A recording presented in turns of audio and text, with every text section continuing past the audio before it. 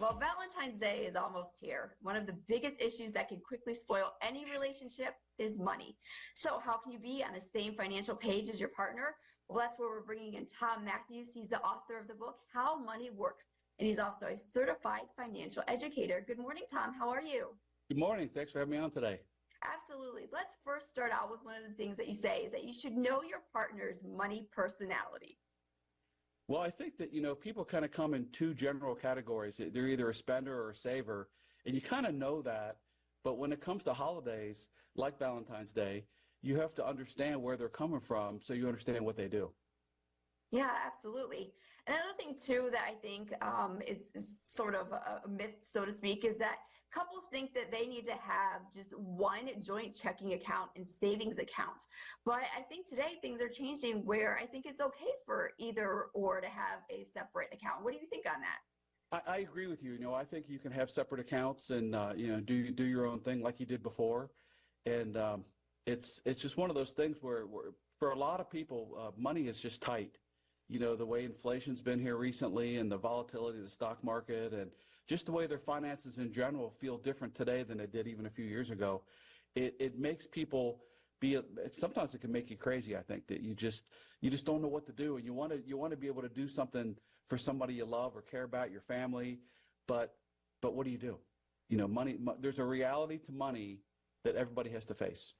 Yeah, absolutely. And another thing, too, is we talk about make sure to talk it out on those bigger purchases. We don't just want a car just randomly, showing up in the driveway or something like that.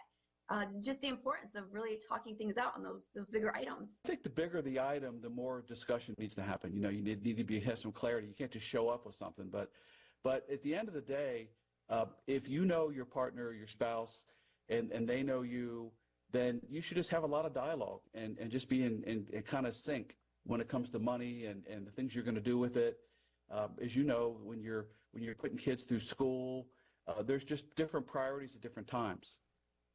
Yeah, absolutely. And another thing, too, is that you kind of is making sure that you really set those goals as well, that's really important, not just your short term, but long term as well. Well, I think one of the first goals need to be to really learn more about money. One of the reasons we wrote the How Money Works book series is because you go to school, you learn reading and writing, arithmetic, but you just don't learn about money. And you get out of school, and next thing you know, you get a credit card, and then you try to finance a car or a home, and you got to make decisions about retirement, and you're just not really qualified to do it.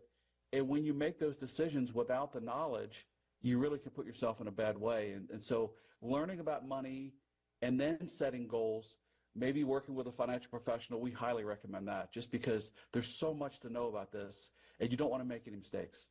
Yeah, absolutely. And another thing, too, that I really like that you have in the book, too, is to budget in the fun.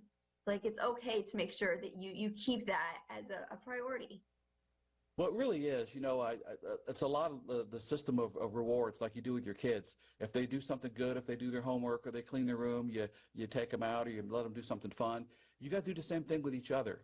You got to enjoy life. Life is short. I've been in our business for 40 years, but it feels like I've been in it for about 4 years. And that's kind of how it works. And I heard that from my parents, but I didn't believe it.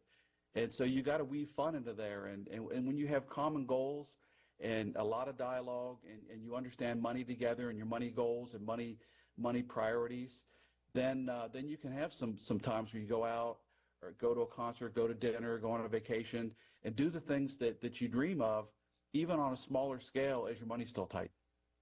Well, thank you very much, Tom. We appreciate it for all those tips. And just a reminder that you can learn more about Tom Mathews and also his book, How Money Works. Check it out at howmoneyworks.com. We'll be right back.